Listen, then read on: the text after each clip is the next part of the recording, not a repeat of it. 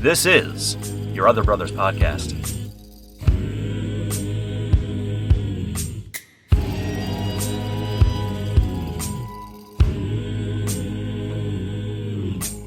Fear, you're not my lover, you're not my friend, you're not my brother.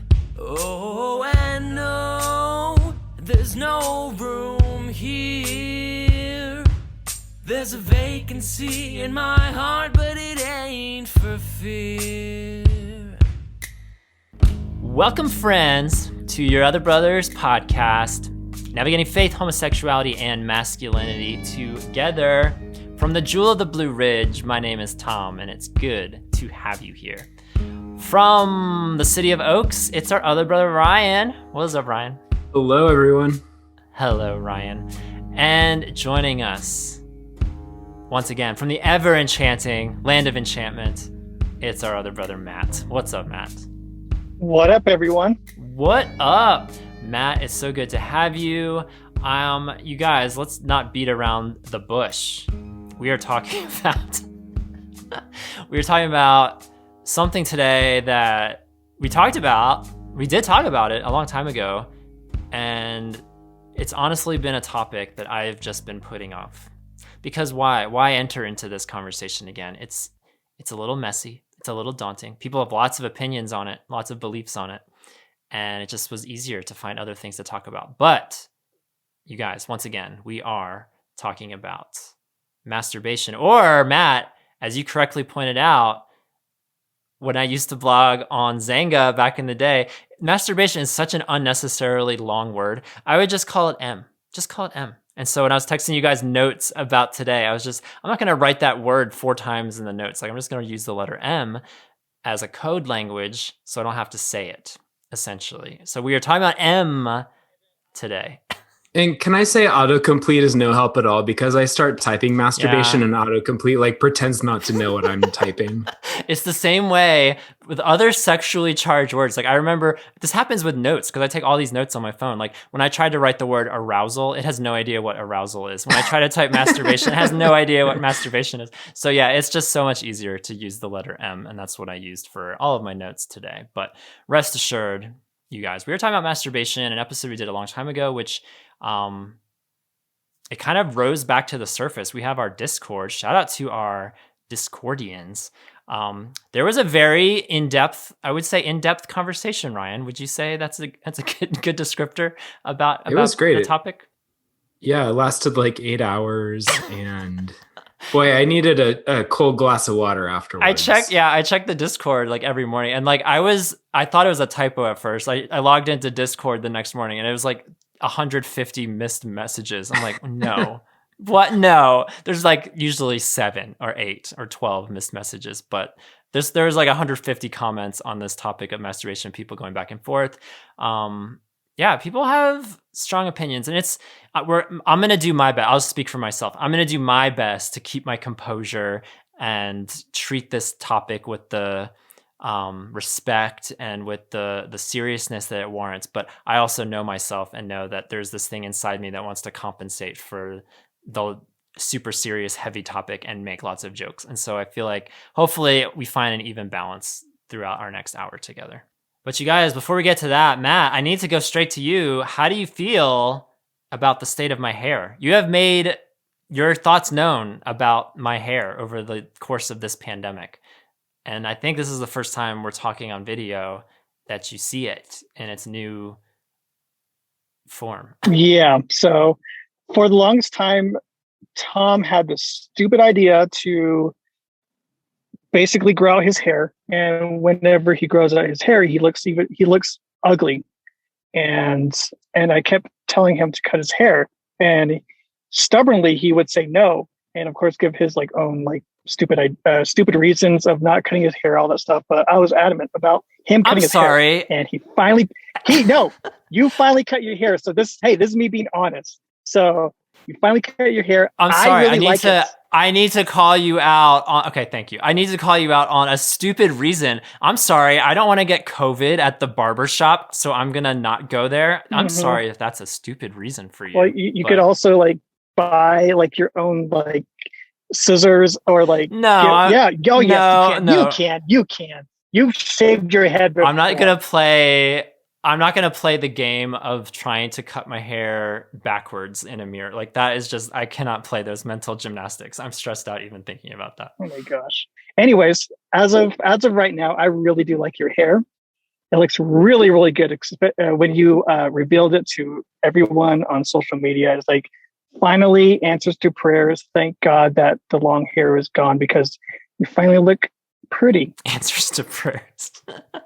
Well, thank you. Okay, because we can't hang on this forever, but real quick, I was rocking the stash. That was the big reveal, is when I got the haircut, I also went with a stash for a solid week and a half. What were your thoughts on that? Because I had mixed reviews. I will say there were a lot of haters, but there were also a lot of lovers out there. So I wanted to get your thoughts on Tom's stash. I thought it was great. Ryan approves. I miss it. Aw. What about you, Matt? It actually worked well with the haircut. So I actually liked it. So if my hair was long, it wouldn't have worked? Is that what you're saying? No, you would have looked like a creeper. Yeah, I can agree with that. We'll see. Yeah, it's currently not in place, but I might bring. I eliminated it for my brother's wedding because I was trying to think long term. Like, do I want to see a picture of my mustache in these photos for the rest of my life? Probably not. But I think I'll bring it back at some point, maybe sooner than later. We'll see. Okay, and real quick before we get to announcements, Matt, our last episode, Ryan, myself, and Aaron talked about church angst, and you texted me after the episode went up, and you were like, "Tom, why did you not include me on the church angst episode? Because you know I have the church angst." I'm paraphrasing, but I wanted to give you a platform, Matt, for no more than 30 seconds to be angsty for the listeners. Why? Because you've written about I mean, some serious disconnect with the church, right? Yeah, I have, and 30 seconds really. Okay, well, yeah. So I guess. Surprisingly, I'm still within the church, but just not the former. I still go there time to time, but I've had my hurts, somewhat reconciliation, and also just I don't know, just different stuff that I've had for the past 10 years, maybe a little bit more with my old church. And I mean, there's a lot of stuff that we could unpack. Maybe we could do a part 2 in the future. And if we do, I'm aboard for that. So that's what I'm going to say for my 45 or 30 second talk.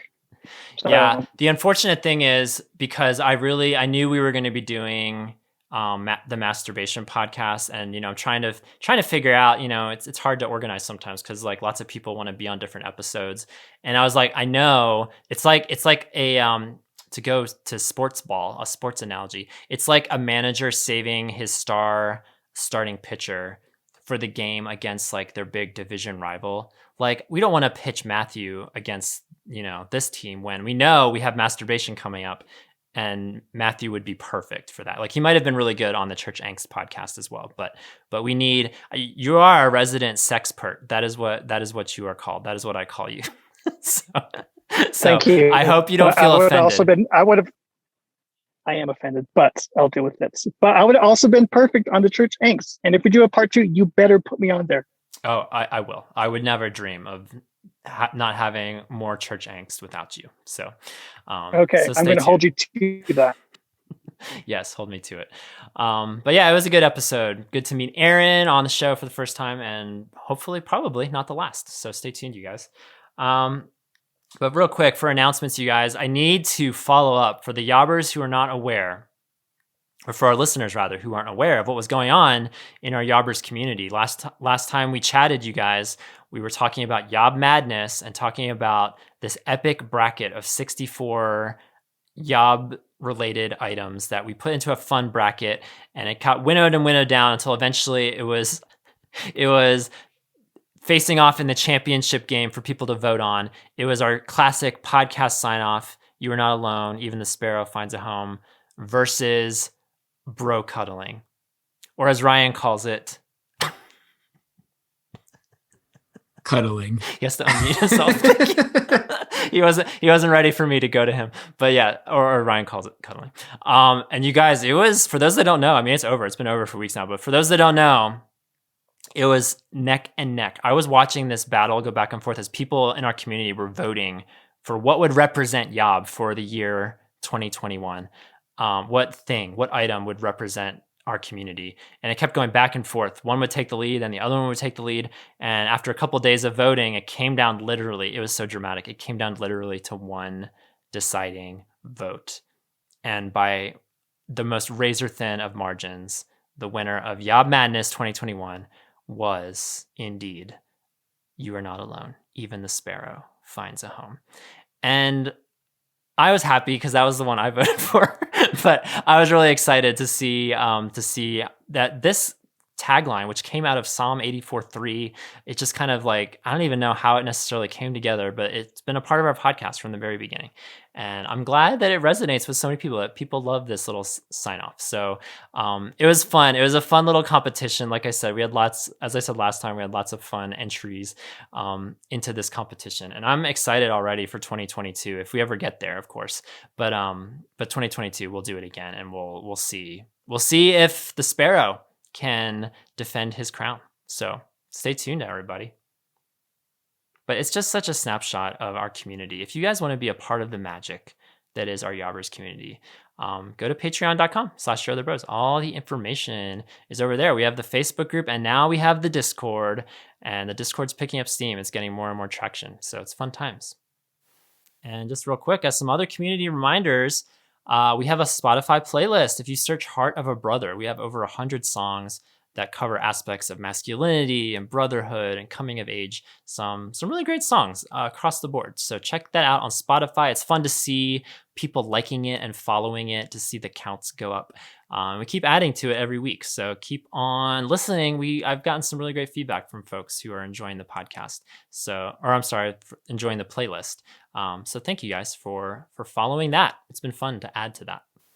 And as one last reminder, you guys, we're on TikTok. We're the newest, greatest trend to hit TikTok. I forgot to mention it on the last episode when I mentioned TikTok. Because we've gotten so many questions about, like, people commenting. They're literally like, what is this? They have no idea what this is. And it's a lot of undoubtedly gay or affirming folks who are finding our content. But there was one comment that just made me chuckle, and I shared it with our leadership team the other month, and there was one person that said, "What in the side B Christianity is this?" And it just brought a smile to my face, because people are like, "Wait, what is this?" And yes, we are a thing. We are a thing on TikTok, and I feel like there's no one else doing what we're doing on TikTok. So give us a follow at Your Other Bros. We would love the follow. As of this juncture, I think last I checked, like over 2,800 people. It's crazy. It's crazy that so many people have followed this little account. But it's been fun. It's been fun to film and record and put these things together. I'm imagining weird Jesus's voice saying, "What in the side B Christianity is going on here?" If you could reach out to Pastor Matt, Ryan, and have him record that for me, that would low key. That would make my life has already been made by even knowing he exists and meeting him in the flesh. But adding cherries upon whipped cream to this cake would be so great. No voicemails to share today, but I did want to mention that, you guys, it was my birthday in between the last podcast and this one. And our community is just wonderful. So many people called once again. It was not quite the landslide of Christmas when 20 some people called, but we had a few people call the Yob line wishing me a happy birthday. It just felt awkward, just like playing their messages here, but I wanted to verbalize my thanks, my gratitude for members of our community who knew it was my birthday, who called the Yob line on my birthday. It really I had a great day. It was a great day to feel loved and affirmed by so many within the community, certainly, and then beyond as well. So thank you guys. Love all of you. And let's get to our sponsor for this episode. So our sponsor today, there was a sponsor, and then this sponsor pulled out at the last second. I can't wait to hear what this is going to be. So, is it stepping in? Is it Beats? No.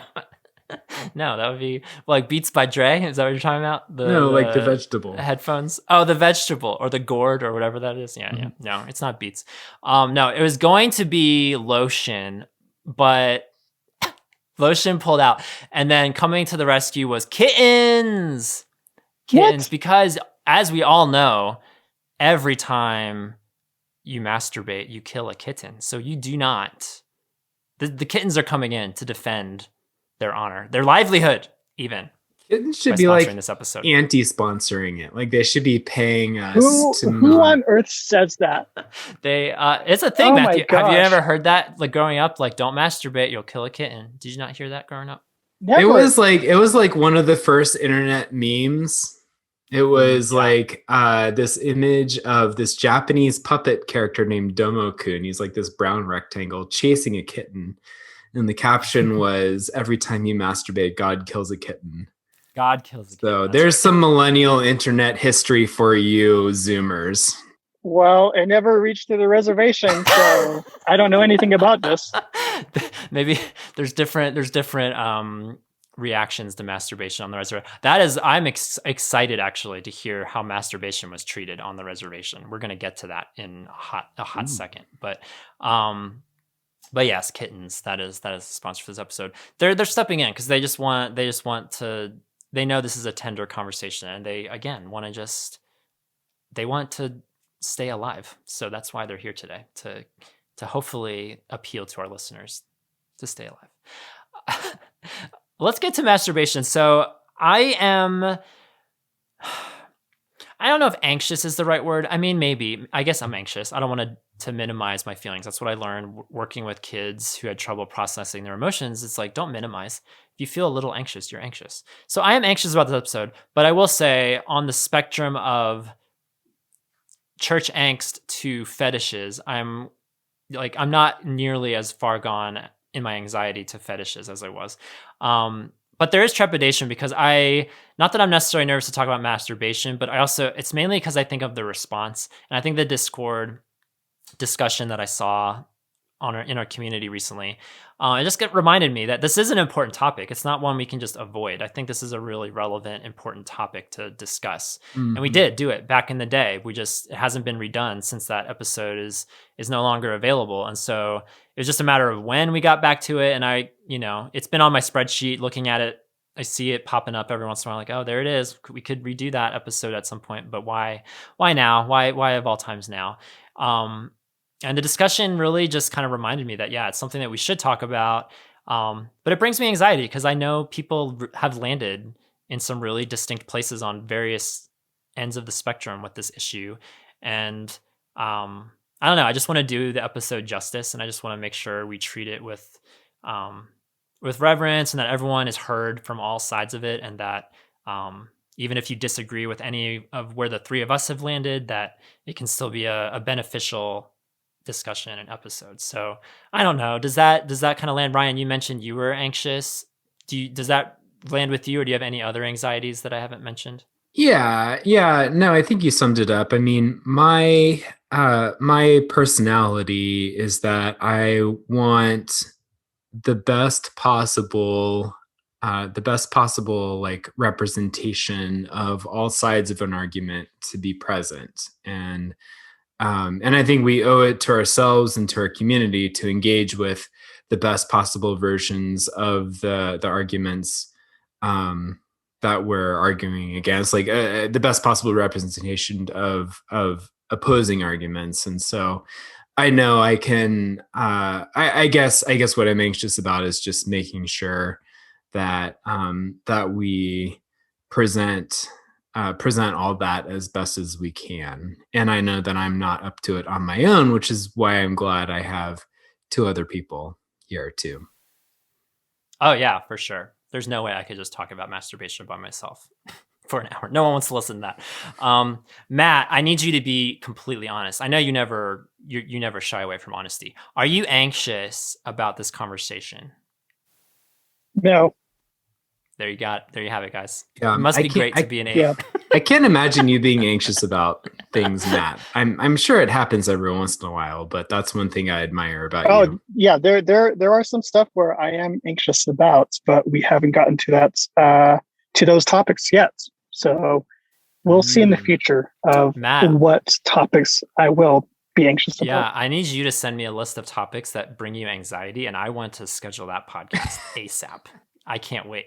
Well, I need to figure out, like, I actually really need to think about what stuff that I'm actually anxious about of different topics. And I say that with a joke, but it's just like to round you out, because you come across as a very confident person, which is fine, which is great. We love your energy, your 8 energy. But it would be great. It would be great to dive into a more vulnerable side of Matt. And so if that's something that you're open to exploring, please let me know. But before, so I figured, okay, so I'm glad we cleared the air with kind of our feelings going into this episode. And I thought to kick us off, it would be good to even define what it is we're talking about. It's always good to define the terms and the topics that we're looking at. And one of our yobbers, by the way, I need to put this as a PS. So I put out, as I usually do with podcasts, I put it out to our yobbers on Facebook and Discord, asking them for questions about this topic. And we definitely got some. We got some good ones, and we're going to try to hit as many as possible in this hour together. But here's something that's really cool, because we did this episode years ago, one of our first batch of episodes, and I hunted down the old thread on our Facebook group for this topic when we asked questions the first time. And it was really fun because there was like 100 comments on that thread.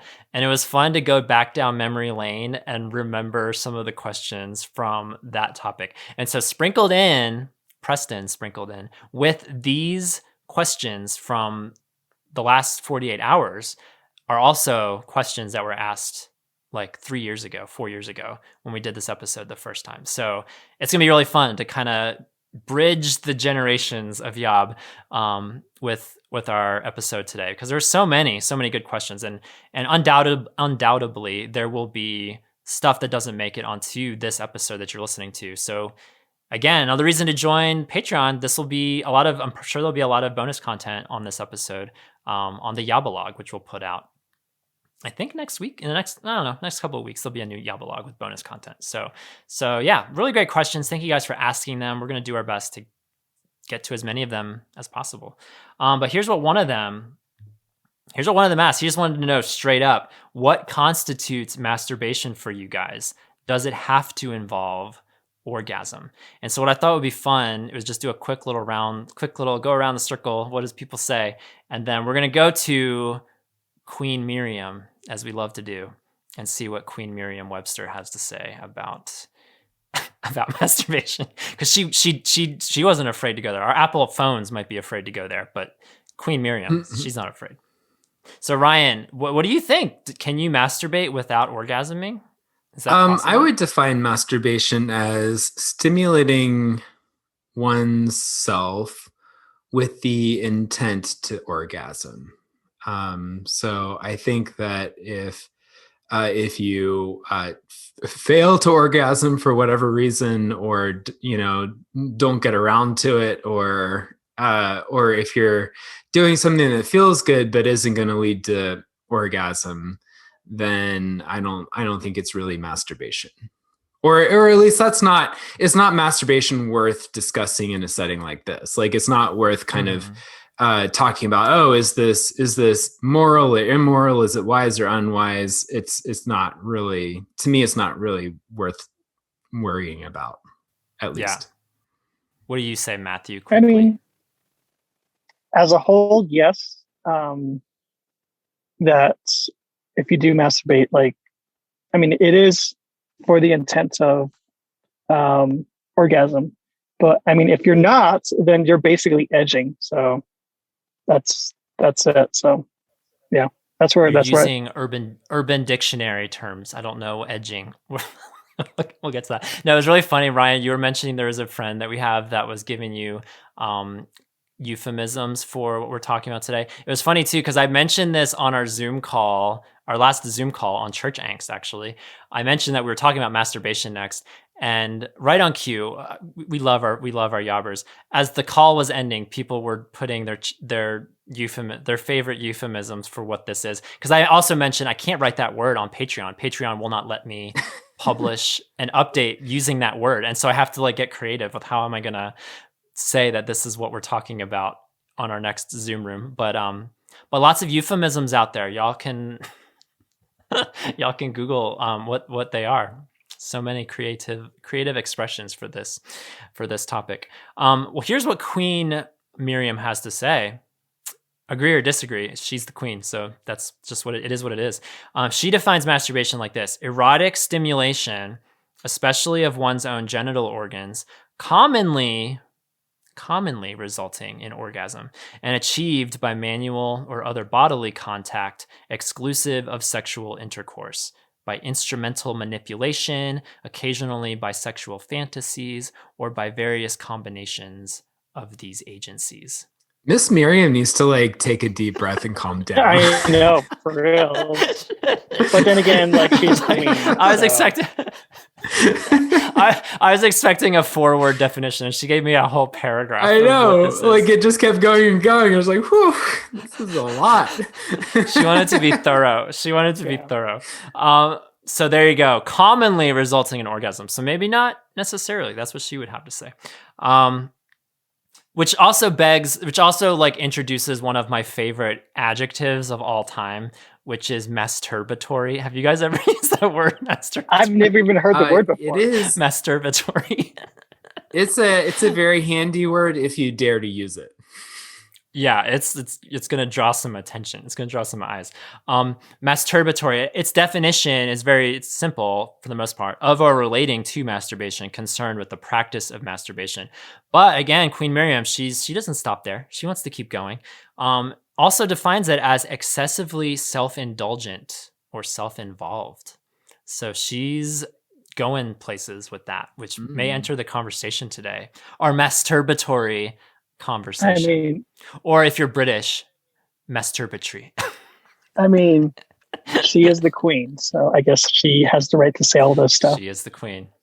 Okay, masturbation, you guys. Let's dive into it. What is your first recollection of this act, this concept, this topic? Did you hear about it first and then do it? Did you do it and then hear about it? Like, I kind of want to do a quick little go around and share some introduction stories because again, I think we all come across it one way or another, in one way, shape, or form. So I'd be curious to hear how you guys even learned that it was a thing. Matt, let's go to you first. How did you come across masturbation? How did you come across masturbation on the res? That is what I and our dear listeners want to know. I think I experienced it first, then heard about what masturbation was, most likely through school. And from my memory, I know I've probably like maybe jacked off when I was like probably 12 or 13, and that's when like puberty hit for me. So and then throughout school year, going through high school, just hearing just the word masturbation and other students, their definition, and me just trying to like, I don't know, wondering what that is. And then I think from there, around that time, that's when me looking at porn started, and it's like, oh, so that's what it is.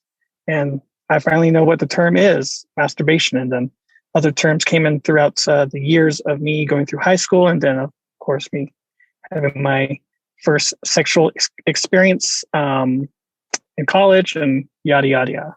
So to recap, you experienced it before you heard about it. Is that correct? Yes, sir. Okay. And you were 12 or 13? Yeah, like around there. Interesting. Yeah. I'm not gonna, no spoilers yet, but no, that's young. I was younger. Let's just say that. Okay, Ryan, let's go to you. What is about your introduction to this? My recollection is a little dim. It was about the same time though, maybe 7th or 8th grade. I honestly can't really remember whether I had heard about masturbation in vague terms from some sort of Christian resource like Focus on the Family's, like, sex ed thing that my dad very painfully made me listen to on the way to school. On the way to school. On the way to school in the morning, Tom. This is like before 8 a.m. Oof. Okay. And of course it was just in very vague terms and did not give step-by-step instructions, right? But I do, I think, yeah, but I do remember kind of discovering it for the first time around then. I do remember having like enough sexual education under my belt not to be surprised at the results. But I do remember kind of not really knowing much else besides what the result of an orgasm would be. Mm-hmm. Yeah, I love how you described it using language of like dim, like a dim recollection, because it is kind of hazy in my head as I'm trying to like recall back to it. And I'm pretty sure, I haven't listened back to that old masturbation episode we did, but I'm pretty sure I shared on the original episode that I didn't discover masturbation in a swimming pool. That sounds really grotesque, but I discovered it was like the gateway to masturbation, because I distinctly remember being at the YMCA swimming pool and climbing onto a raft and feeling something down there. I'll just say that. And I was like, oh, what is that? What is that? And what I do remember then is like, I must have been in 4th grade, 5th grade. So I was probably 8, 9, maybe 10 years old. When my mom had this like back massager with like those little pulsating heads. You guys know what I'm talking about? Do you like put them on your shoulders? You see where I'm going with this? Yeah. You see where I'm going with this? I was massaging my thighs one night, you guys, because I was just like, oh, this feels good. And I was massaging my legs, my thighs, and it slipped. It slipped, you guys. Oh, it slipped, huh? It quote unquote slipped. It slipped, and I swear it took me back to the YMCA swimming pool, and I was like, "What just happened?" And that is how I discovered masturbation. It was certainly never through any material, no books, no conversations, either at home, church, school, nowhere. Like that conversation was never heard. I never even put words to it. I thought it was this thing that I discovered. I don't know if you guys relate. I'm sure there are people out there listening. I've seen comments coming in where people thought like I discovered something that no other human has discovered. Like I can touch myself and create these feelings, and it was euphoric. There's no other word to it. It was like how is this a thing? How have I discovered this? How am I the only one who knows about this? Because I didn't hear about it for a couple of years. I think the first time I heard about it must have been maybe 7th grade, 8th grade. Yeah, somewhere in that time frame, where I would hear guys joking about it and making, crude humor about this topic. And then I started getting clued in, like, okay, this is a thing that even though teachers, administrators, parents, Sunday school teachers, what have you, no one else is talking about it, but these boys being boys, they're talking about it. So that's how I learned about it verbally. But for the longest time, for like 4 years, maybe, like I didn't have any words to even put to it. It was just this thing that I discovered with a slip. It was an innocent slip, you guys. I promise. It wasn't intentional. I'm curious because one of our yobbers asked, as a kid growing up, when you were first introduced to masturbation, did that negatively or positively influence how you perceived that activity?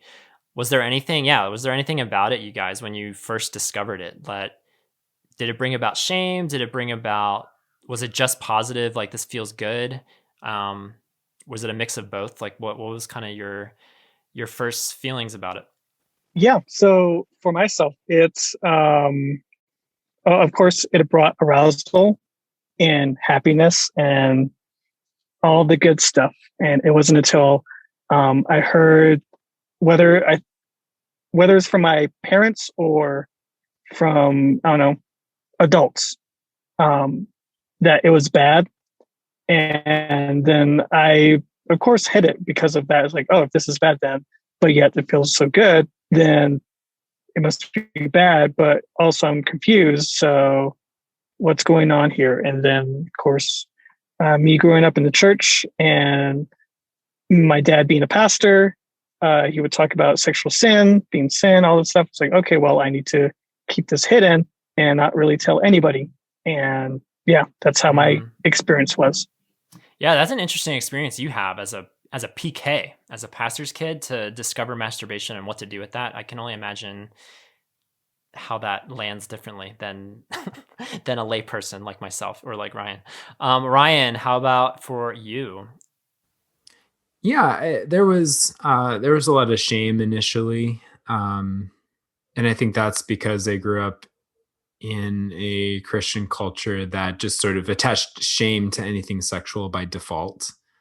You just sort of assume that if it's pleasurable, then it's bad, and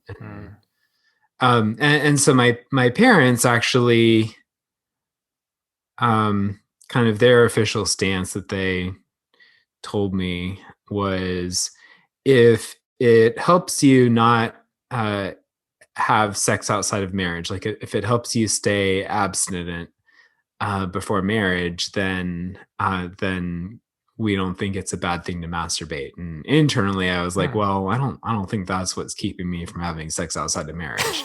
But I guess, like, sounds good. Guess it's not too bad, right? Wow, so they actually verbalized that to you as a kid. Yeah. Wow, I mean, it wasn't exactly a stamp of approval, but it was like, not a blanket, like, never ever do this. Yeah. But then different other Christian voices from outside my household took much more rigid and severe stances about masturbation. That's interesting, though. Yeah, to get that perspective from your parents growing up. Matt, did you mention if your parents, did they ever mention that to you, or did you just have to piece that together yourself? They never gave me the talk, so I had to piece everything together by myself. Yes, going back to our sex talk episode, I did not receive that talk either. So if I wasn't told about sex, I certainly wasn't told about masturbation. So it was like totally left for me to piece together and figure out. I can remember like the first couple times I did it where it was just a purely pleasure experience, and I don't remember shame. Like I said, it felt like I opened a treasure chest, right? And I just discovered this treasure that had been there all along, right? And then I just found it. I discovered it one day. But then I can definitely recall, somewhere in that 6th grade, certainly 7th grade time frame, where it was accompanied by a lot of lustful thoughts. And so we'll get into that as far as what constitutes sin or not sin, or is it okay, is it not okay? We'll get into that later in the conversation, but that's where it starts to get a little hazy and definitely brings about feelings of shame when I look back on my childhood. And there is definitely a point. It's a little weird. I was a weird kid. I mean, hopefully that's not too shocking for our listeners to discover now. But I remember I had this whiteboard hidden in my room, and I would keep track of, because I felt this nagging thing inside of me that's like, this isn't right. I don't want to do it. I feel shame afterward. It feels good, but then it brings about all these extra emotions that I don't want, and I don't feel like honor the Lord. And so I would literally like draw a line in the sand, a line on the marker board, and say, this is it. This is the last time I'll ever masturbate ever again. And I can remember in my head, like writing the date down of when I masturbated, and maybe I lasted 3 weeks or 6 weeks or something until the next time. But then there was another time. And so then what I would do, I would cross that out, and then I would write another day. No, this is the last time. This is the last time I masturbate. And I did that. It got to a point where I eventually was like, this is stupid. This is silly. Because I did it like 9 or 10 times, where I had all these dates on my whiteboard, which chronicled the number of times that I masturbated in whatever year that was, 7th grade, 8th grade. It's comical looking back now. I don't know if any other children out there did that, but that is what I did. Ryan and Matt are speechless. They have nothing to say. I mean, you had a weird childhood, so I never did anything like that. Yeah. You didn't track you didn't track your masturbation sessions? No. How sad. Yeah, no, I lived a normal life. Jeez. I was trying to honor the Lord. I was trying to like, what brings honor to the Lord? And I felt like this didn't, and I was keeping track and trying to limit it. It's all I knew at the time. Jeez. I was sorry. terrified. I was terrified to write anything down about anything. Never leave I mean, a I paper didn't- trail. I was like, I would have been terrified that somebody would ask me, "Hey, what's this date and this line Yeah, on your whiteboard?" I was gonna say- and I would fail to come up with a sufficient lie. Yeah, I was gonna say it wasn't like there wasn't a header above it that said last jerk off this day. Like it just was a date. It was just a date, and that's all. 0 it was. days since Tom masturbated. Right. I didn't spell it out, because I think I was afraid absolutely that someone would stumble upon it. But Man, it feels like I have like a really good normal life right now. Oof. anyway, that's a little sneak peek into Tom's childhood, into my masturbatory childhood. Well, you guys, I want to not quickly, because this is actually going to take a little bit of time, but I want to go to the Bible and talk about I picked out 3 passages in particular, and we're going to lean heavily toward one of them. But I wanted to read a couple passages out there and then chime in, you guys, if you have any thoughts, especially with that last one. But it's fun. It's fun to like read through scripture and just see what all is in there, because there's some steamy, like detailed things in scripture if you dig around. And it's interesting to see what is mentioned and what's not mentioned and what we're left to connect the dots with. And that's where a lot of the debate comes in. But I don't think this isn't about masturbation, but in Genesis 38, people will mention this story a lot in this conversation, the story of Onan. Hey, pastor's kid, do you know the story of Onan? I do. You know the story of Onan? What's the story of Onan, Ryan? Do you want to summarize? Onan was a guy whose brother died with no children. And so according to the practice or the custom, or I guess the law, God's law of levirate marriage is what it's called.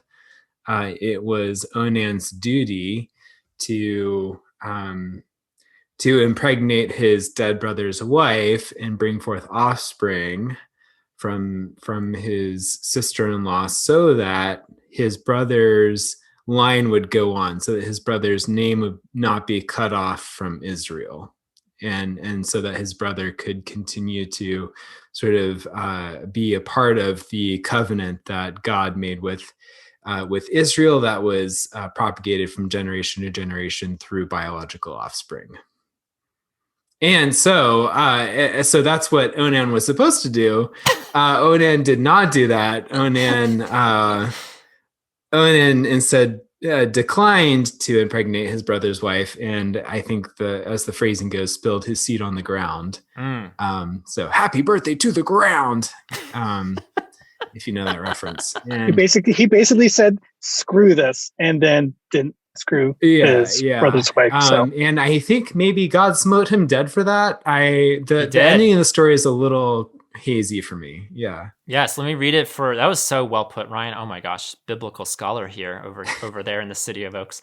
In Genesis 38, Onan knew that the offspring would not be his. That's verse 9. Whenever he went to his brothers, I love how, at least this is ESV. I don't know how other versions put it. I would love to read the Message translation of this, actually. I should have gotten that. But it said, so whenever he went in to his brother's wife, wink, wink, he would waste the semen on the ground so as not to give offspring to his brother. And what he did was wicked in the sight of the Lord, and he put him to death.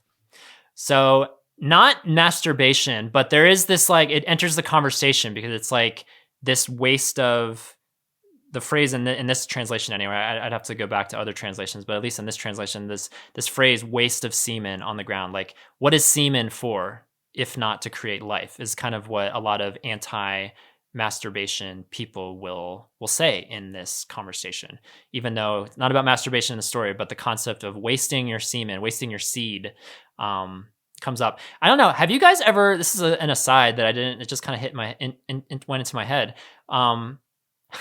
Like, is that something you've ever thought about? Like, when you masturbate, assuming you do, I mean, I'm not going to assume that you do or you don't, or you haven't since the whiteboards of old, but have you thought about that? Like, this is seed, this could create life, and I am not creating life in this moment. Is that a thought that you ever think? As in, like, this is like 5 million babies or something?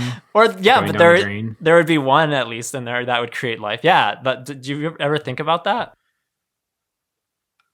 Not frequently. That's no. a no. That's a no. I've thought about it. No, I've never thought about that. But no, I've never, ever, ever thought of that. Even before what you Well, you're gonna just said is think like, about what? it now. A truly holy and biblical man of God learns how to ejaculate precisely one sperm at a time, so as not to waste any. Sure. One at a time. Sure. That is true that there are, however, thousands, millions even that go into oblivion. That's kind of a wild thought. But I don't know. It's not a thought I'm actively thinking when I've masturbated, but it is something that occasionally crosses my mind like, if I was gay, if I wasn't gay, what would I think? Would it change my opinion on anything? That's an interesting thought experiment. I don't know. I just thought I'd put that out there. Maybe get some feedback from our listeners about that. You ever think about the 5 million sperm? And I hadn't thought about this before, that like, if I believe God is calling me to celibacy, then also like, what do I believe then the purpose of my seed is, my semen, like, yeah. And so that's why I don't think that's one of the many reasons I don't think this story has a lot of bearing on the conversation. Yeah, I wanted to mention it real quick because it's like tangential. I think there's something in there. But moving on to Jesus, wanted to get y'all's thoughts on this. We know his story about looking upon a woman with eyes, committing adultery in your heart, even if you don't do anything physically with her. In Matthew 5, he references something very specific. He says, if your right hand causes you to sin, cut it off and throw it away, for it is better that you lose one of your members than your whole body go into hell. Do you think what are the odds? One in 100, 1 in a million, 1 in 1,000 that Jesus has the notion of lusting within the context of masturbation in mind here? Is that something that it's interesting that he picks the hand, isn't it? Or is it not? In the context of this conversation on adultery. Have you given that any thought, Matt? No, I haven't. Matt, what have you thought about? Jesus, and he's not in a way where you're putting it. I mean, Jesus is Jesus. Tell me more. Yeah. No, I mean, like, he probably had sexual desires like growing up and also towards the ministry, but masturbation, I mean, I wouldn't be surprised if he didn't do it. And I don't know, just like kept himself pure because, I mean, like, he was the perfect man, the perfect God man for all of us. And yes, he had temptations like all of us, but yet he didn't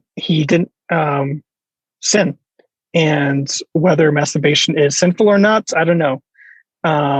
But for Jesus, I wouldn't be surprised if he didn't masturbate. But the temptation was there. It's interesting that you are going straight to, did Jesus masturbate? Because that is actually a question that one of our yobbers asked eons ago. Do you think Jesus masturbated? And I was just asking you the question, do you think he's referencing, again, maybe not fully, not head on, but like including in this conversation about cutting off your right hand, that one of the reasons you might do it is because of this particular arena. But it's interesting because it's like, that is the thought experiment of like, do you want, in that comment of someone asking, do you think Jesus masturbated? He framed it because it was like, it's almost like asking, do you think your parents still have sex today? Like it adds a lot of layers to the conversation. Like, where are you coming from with that question, and what layers expectations are you putting on it? Like, it's again, another fascinating like little thought experiment that I don't know if any of you guys have feedback on, but that's another question people asked.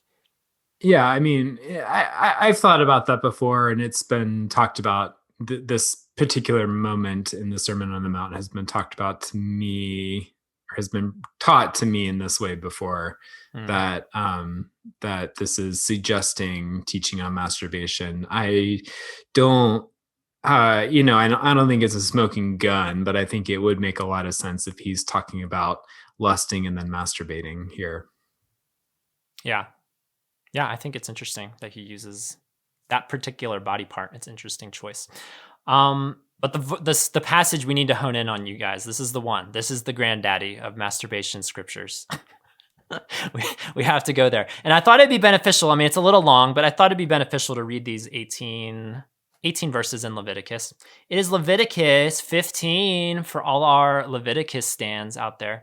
And I wanted to read it, and then we'll just kind of discuss it a little bit and dive into it. And then we'll shift to what we believe. So we kind of go from scripture and then taking these, I just picked out these two passages plus this one. And so there are plenty of other ones you could reference about like self-control being one of the fruit of the spirit. Does masturbation break that? Or, there's plenty of other directions you could take with scripture and masturbation, even though it doesn't mention it like specifically. But I thought I'd read the first 18 verses of Leviticus 15 and then get Ryan and Matt's thoughts along with sharing my own. Here's what it says. The Lord spoke to Moses and Aaron, saying, "Speak to the people of Israel and say to them, when any man has a discharge from his body, his discharge is unclean. And this is the law of this uncleanness for a discharge, whether his body runs with his discharge or his body is blocked up by his discharge, it is his uncleanness. Every bed on which the one with the discharge lies shall be unclean, and everything on which he sits shall be unclean. And anyone who touches his bed shall wash his clothes and bathe himself in water and be unclean until the evening. And whoever sits on anything on which the one with the discharge has sat shall wash his clothes and bathe himself in water and be unclean until the evening. And whoever touches the body of the one with the discharge shall wash his clothes and bathe himself in water and be unclean until the evening. And if the one with the discharge spits on someone who is clean, then he shall wash his clothes and bathe himself in water and be unclean until the evening. And any saddle on which the one with the discharge rides shall be unclean. And whoever touches anything that was under him shall be unclean until the evening. And whoever carries such things shall wash his clothes and bathe himself in water and be unclean until the evening. Anyone whom the one with the discharge touches without having rinsed his hands in water shall wash his clothes and bathe himself in water and be unclean until the evening. And an earthenware vessel that the one with the discharge touches shall be broken, and every vessel of wood shall be rinsed in water. And when the one with the discharge is cleansed of his discharge, then he shall count for himself 7 days for his cleansing and wash his clothes, and he shall bathe his body in fresh water and shall be clean. And on the 8th day he shall take 2 turtle doves or 2 pigeons and come before the Lord to the entrance of the tent of meeting and give them to the priest. And the priest shall use them, one for a sin offering and the other for a burnt offering. And the priest shall make atonement for him before the Lord for his discharge. If a man has an emission of semen, he shall bathe his whole body in water and be unclean until the evening. And every garment and every skin on which the semen comes shall be washed with water and be unclean until the evening. If a man lies with a woman and has an emission of semen, both of them shall bathe themselves in water and be unclean until the evening. So Levitical law, man, they covered no stones left unturned. They covered this. They covered this issue, I feel like. And then right after that, we won't read that, but then right after that, it's talking about women's menstrual cycles and periods, and same process for women about washing and unclean, and this kind of process of 2 turtle doves and 2 pigeons and sacrifices and all of that. So I don't know. That's it's interesting. It's interesting reading the first bulk of that. It's talking about a discharge, and then it's like specifically shifts to an emission of semen. I was wondering if you guys had any thoughts on that. If they're like, does it all sound the same to you, or is there a differentiation there of like a nocturnal emission versus like intentionally either having sex with a woman, as in the last verse there, or potentially masturbating? Like, I don't know. What have you guys heard about this? Well, contrary to what you said earlier, Tom, I am not, in fact, a biblical scholar, but I would feel pretty confident in saying that the talk of discharge has more to do with like something unhealthy, like an STD kind of discharge, because it's treated with much more gravity. And then later on in the chapter, at the end of the chapter, it says, "This is the law for him who has a discharge and for him who has an emission of semen." So at the end of the chapter, really, to me, it kind of treats those two things as different. And if you have a discharge, you have to wait 8 days or something until you're clean, and then you make a sacrifice. And I mean, I don't think this is saying every time you have sex with your wife, you have to wait 8 days to do anything at all, and then kill 2 turtle doves, and then you're fine. I was like, forget the kittens, save the turtle doves, save the pigeons, right. Because man, all of a sudden it's like you really have to. You're going through a lot of turtle doves there. Count the cost, you know. Well, that's interesting. STDs, like I hadn't had that perspective or that lens before. Matt, you're a PK. You're the biblical scholar. If there's anyone in the room, you should know, right? Or do you know anything about this? Yeah, and also somebody who had 2 STDs That's in right. his lifetime. And you blogged about it as well. Shout out I would to actually, your blog. I blogged about the first one. Yeah. I would actually have to agree with Ryan with this one, because with those two, it does seem separate. And with the cleansing and uncleansing and also the ritual, it would make sense about STDs. But then again, like if you do get an STD, and I mean, they were in the desert. They, there's sand everywhere. And not only that, but they were walking through foreign land, touching stuff. And I mean, like you could contract like whatever on out in where they were at. And I mean, if they had sex with another person, committed adultery, I mean, like, of course they would die. But I wouldn't be surprised if them touching stuff of whether it's, I don't know, on like uncleansing water or whatever, like they would have stuff on their hands, and like they wouldn't wash like a lot of their body parts. I mean, as well. I appreciate the sanitariness that the Lord is giving here of like, okay, don't be touching food, don't be touching people. Like, I don't know, they don't have antibacterial soap back then. Like, how, I don't know. It's just like a lot of it is very practical when you think about it. But I'm just curious about like all the language of discharge and semen. Like, again, this is one that a lot of anti-masturbation people will land on as like, it's very clear right there. But then the issue is like, is he calling it a sin? Is he saying you're unclean, bring a sacrifice and then wait a certain amount of time and then you become clean again?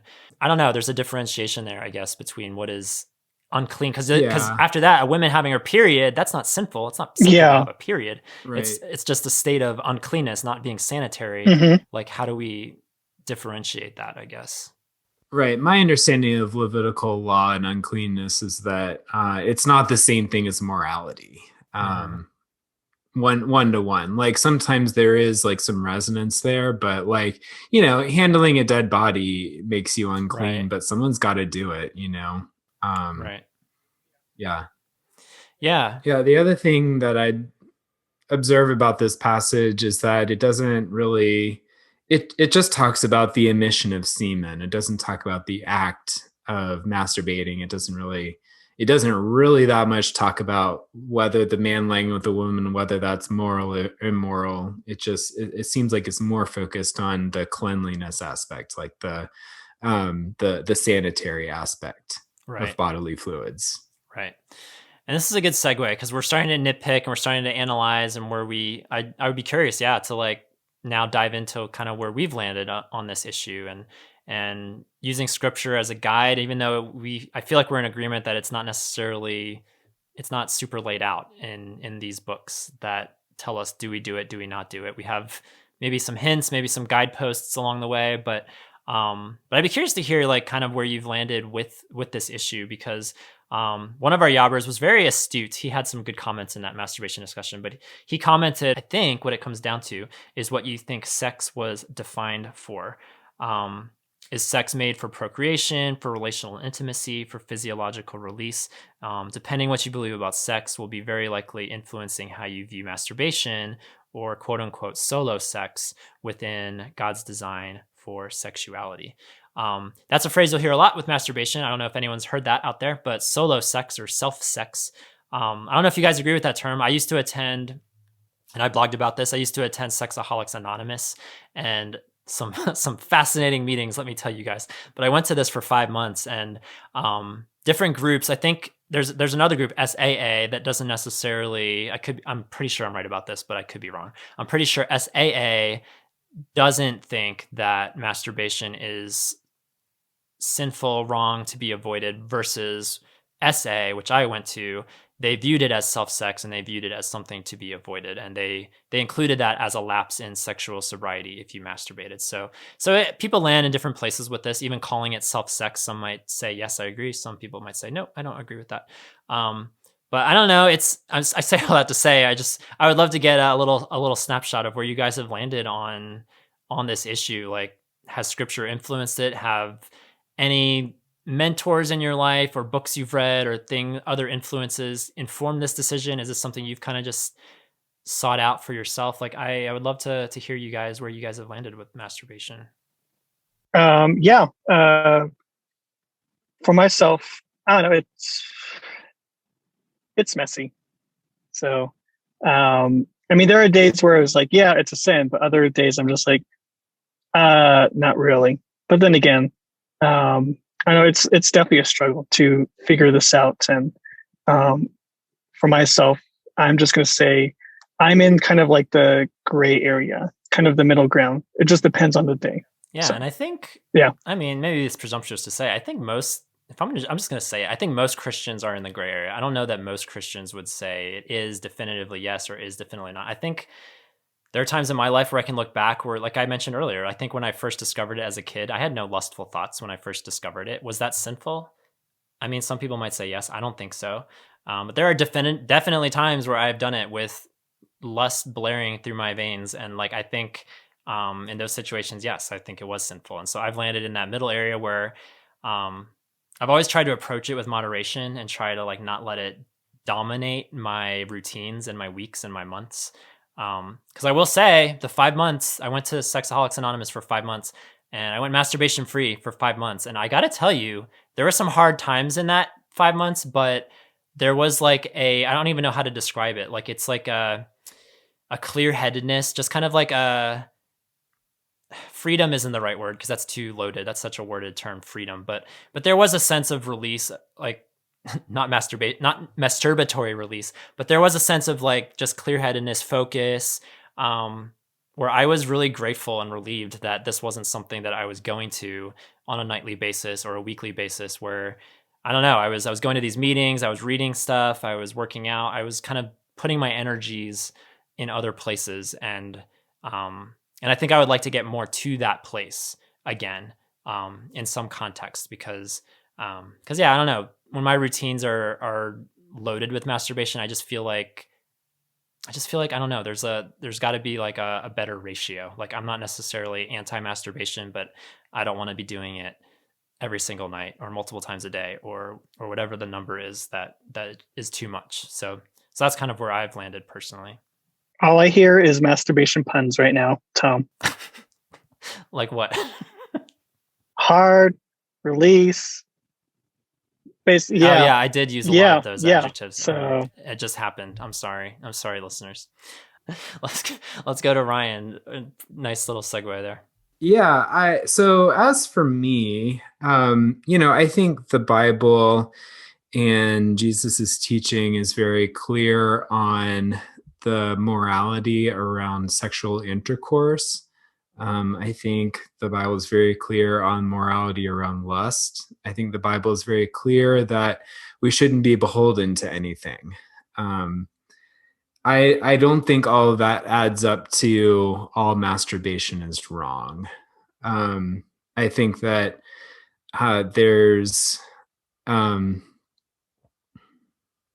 I guess I'm not convinced that all I don't think all orgasms are equal in a metaphysical sense. That I guess I'm not fully convinced that masturbation falls under the morality umbrella of sexual intercourse. And I think that's kind of a big point of contention in this conversation. The people who are who say that masturbation is always sinful, it seems like they tend to say that masturbation is sort of a falling short of sexual intercourse and that it's a failure to live up to something that God designed, and therefore it's wrong. Mm-hmm. And I'm not convinced that it's always that. And so I kind of land in this place where I say I don't think the Bible really has there. I don't think the Bible. I don't think. Yeah, I guess I'll just say I don't think the Bible has anything to say about masturbation on its own. Mm-hmm. I think the times we've talked about in Scripture are either irrelevant or, like Jesus in Matthew 5, I think that is talking about masturbation with lust. I think it's more about lust than masturbation. Um, and so, yeah, I guess I don't really see the Bible giving a clear teaching on this, when God is not afraid to give clear teaching on so many things. And when and so God does give us a way to make decisions when there's not a clear morality teaching, and that is wisdom. I think that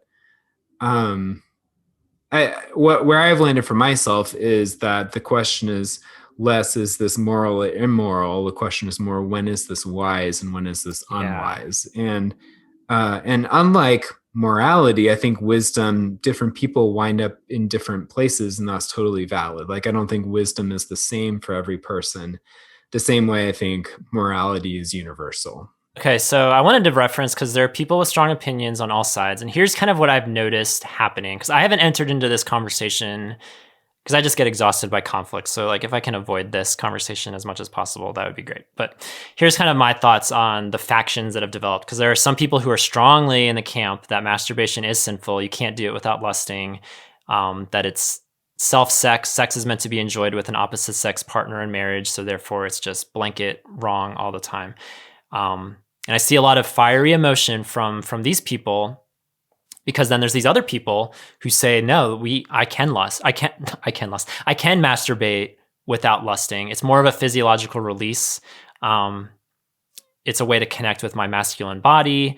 And I think what I've seen happen in conversations, I'm not just calling out our Discord conversation, because I've seen this happening across forums and articles and blogs, for years and years and years now, is that I feel like both sides kind of have a resentfulness to the other. Like, one is saying, why are you calling what I'm doing sinful when my personal beliefs and conviction have led me to believe it's not sinful, that I can do this without lusting.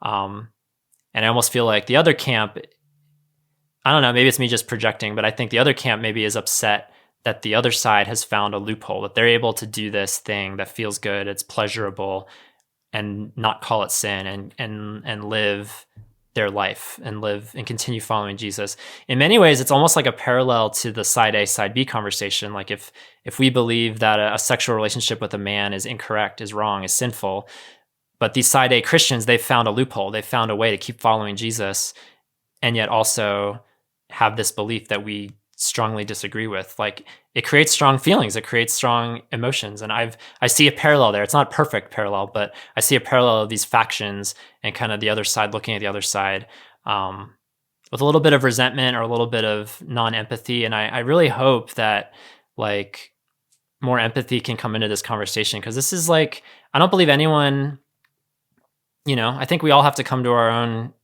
decisions and beliefs about this. It's not something that at least personally, I've entered into lightly. Like, I see merit in both sides. Like, I need both voices speaking into this for me to kind of pave my own path through this topic. Yeah, and I want to just jump in and add something I wanted to say earlier, which is that I really appreciated that one Yobber's question of, what do you think sex is for? Because yes, I agree that really influences where you land on this question. I know, like, a lot of Catholic and other high church denominations teach that sex is for procreation, and that sex that is not procreative is generally illicit. And so I think if you believe that, I personally, I'm not sure that I agree, but I'm not gonna, start throwing punches at the Catholic Church. Mm-hmm. But like, if you believe that, I think then it's valid to kind of carry that along to masturbation, probably. But like, I think it's not saying that's valid for somebody else isn't enough for me to form a conviction for myself. Mm-hmm. The other thing I'll say that you made me think of just now is that in this kind of dynamic of one group finds more permissiveness than another group does. I think one thing I'm conscious about is that I don't want to wind up like the prodigal son's older brother, where I obey and obey and obey, and I view it as my job to withhold from myself pleasure that could be legitimately mine, and then growing embittered in that. Mm-hmm. And so I think there's kind of this dynamic of some people are saying, well, what, better safe than sorry. Like, why play with fire? Why, if it's not, maybe it feels good, but why risk it? And I think that's kind of the flip side to that. That's the risk, right? Like that's, when we deny ourselves good things, then we do risk becoming that embittered older brother who never gave themselves permission to enjoy what God has created for us and what God has given us. And so that's I think why I don't sort of, my natural inclination is a pretty safe person. And so usually there's if there's a why risk it answer, usually I'll go for that. But I think in this case, there's not I don't feel like there's a low risk alternative. I don't think there's a low risk out here. Mm-hmm. Yeah, no, that's good. Any closing thoughts, Matthew? Yeah, I don't care. So that's my closing thoughts. Yeah, my hope is just, again, that we can just listen to each other more, hear where we're all coming from. Because, where I've landed is like, I don't think it's particularly, I don't think it's sinful, but I also don't know that it's like, again, I think for me personally, my life is better if I do it less. But there's the classic, like, okay, we still have our bodies, we still have our urges and our desires, and what do we do with them? And so maybe the answer is finding a channel of like working out more, or connecting in friendship and fellowship with people, and like finding creativity for our erotic energy, like finding some kind of other outlet. Maybe that's part of the solution. But I just hope that in general, I hope we are just able to have a posture of empathy and listening to where people are coming from, to where, maybe for some people it's really legitimately not helpful to ever masturbate, and finding complete sobriety from it is the best path forward. And maybe for others, they've found a way to like, to sin less, to have less consequence of like temptation to porn or temptation to hook up with a guy or what have you, because they masturbate instead. Like there's all kinds of different vantage points in this conversation. So I don't know. I hope it's the first part of a conversation that we continue to have about just listening to each other and just showing grace and empathy. For years and years and years, masturbation is something that's elicited a lot of shame. From those childhood days of recording my quote-unquote last time on a whiteboard, a definitive line in the sand that after a few days or weeks wasn't as definitive. The line's not as solid, more easily erased than I thought. And I feel the weight of that shame from the lustful thoughts, the fantasies that accompanied the act. And there have been many stretches of my life where I've been utterly dependent on the act to soothe whatever stress I was feeling at the time. Be it loneliness, be it lack of purpose, be it relational conflict, be it some combination of all of these, the stress of life. And I can't help feeling that this shame, like a weight that I carry with me from one day to the next, isn't what God has for me, isn't what He has for any of His children. For years, I journaled about my struggle with masturbation and lust, always using coded language in my writings, terrified of someone finding it. And while I would certainly never claim to have overcome the struggle of shame when it comes to my lust, when it comes to my thought patterns, I find myself grateful that there's more space, more arenas to have these hard conversations, and to be reassured that I'm not the only one still trying to find my way through the fog. When Love Sees You is a song sung by Mac Powell in the first person voice of Jesus.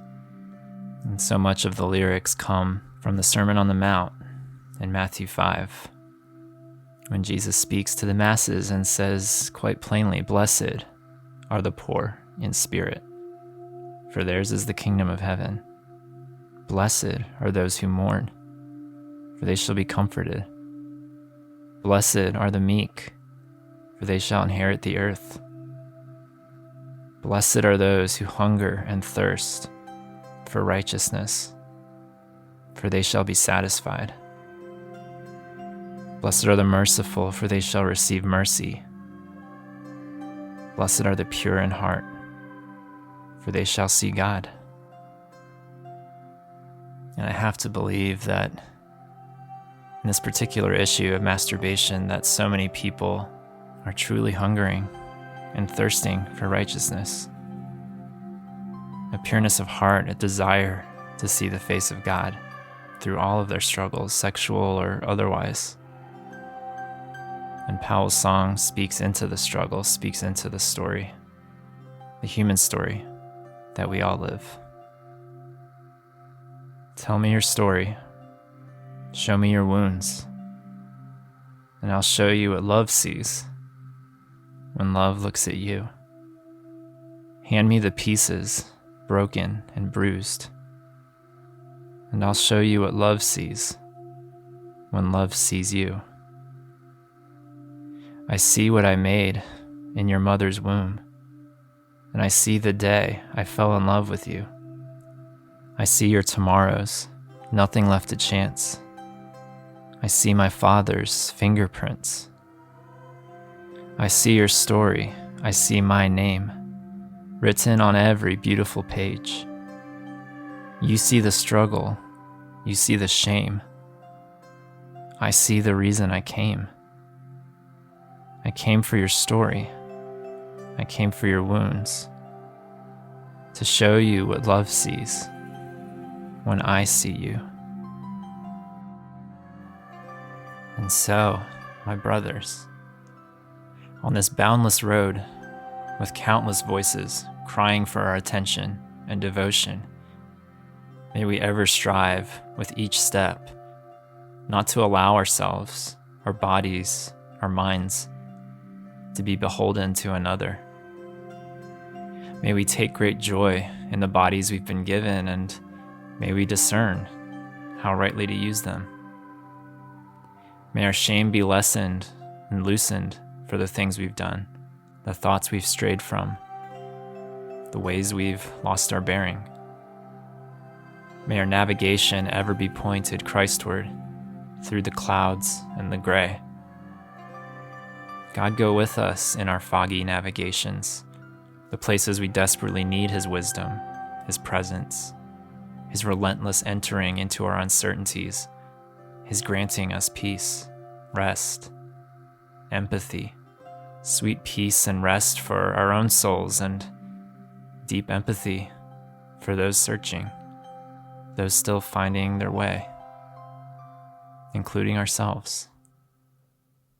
Well, I'm happy with this masturbation issue. What do you guys say for yourself? Yeah, I mean, Matt, you've done fetishes, you've done masturbation, you've done hookups.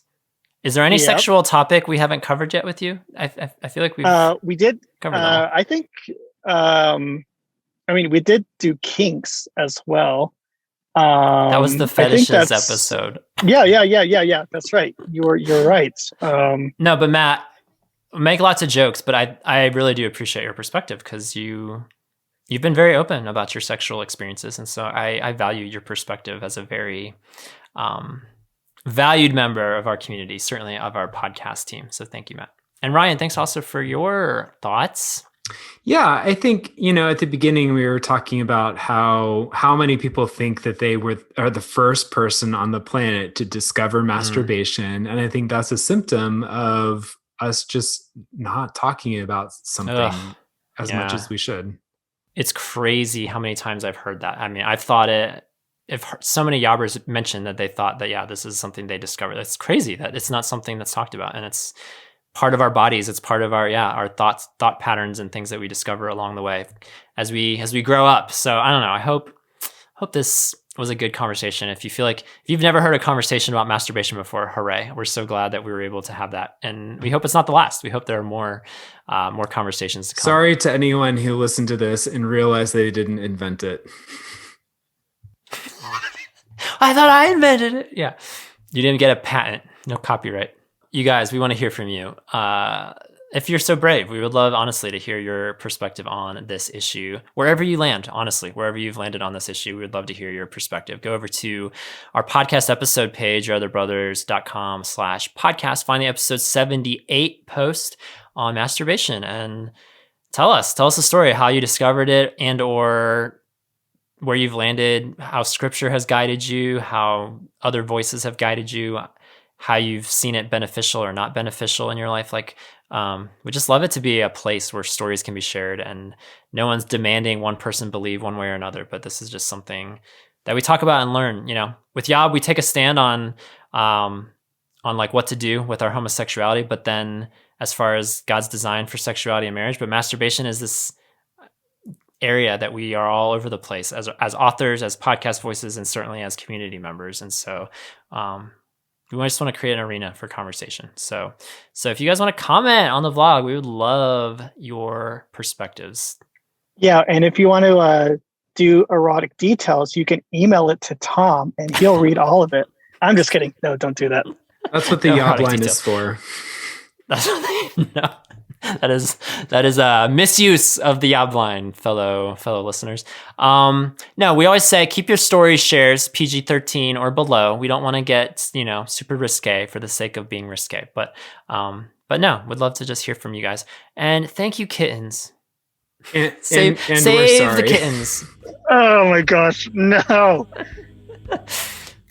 For meowing all over this episode. Just remember the kittens, you guys. That's all I'm going to say. Matt, Ryan, so good having you guys. Love having you. Always a treat. You guys, that's going to do it, I think, for this episode of our show. We'll be back soon for another exciting, rousing episode of either the YOBcast or the ConvoCast. So stay tuned. For all your other brothers, my name is Tom. And I'm Matt. And this is Ryan. Reminding you that you are not alone. Even the sparrow finds a home.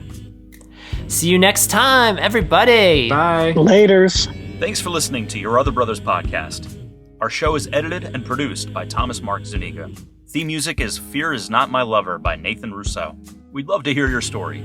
Comment on this or any of our episodes at yourotherbrothers.com/podcast or share a story to play back on our show by calling us at 706-389-8009. You can also email us at podcast@yourotherbrothers.com or write to us at Your Other Brothers, P.O. Box 843, Asheville, North Carolina 28802. If you enjoy our show, consider rating and reviewing us on Apple Podcasts. You can also follow us on Facebook, Twitter, and Instagram at Your Other Bros. Finally, if you'd like to further support our storytelling, community building efforts, consider becoming a Yobber. Yobbers pledge monthly on Patreon and receive perks like bonus podcast content, access to a secret Facebook group, regular group calls with fellow patrons and authors, and more. Visit patreon.com/yourotherbros for more information. Until we journey next time, we're glad you're with us.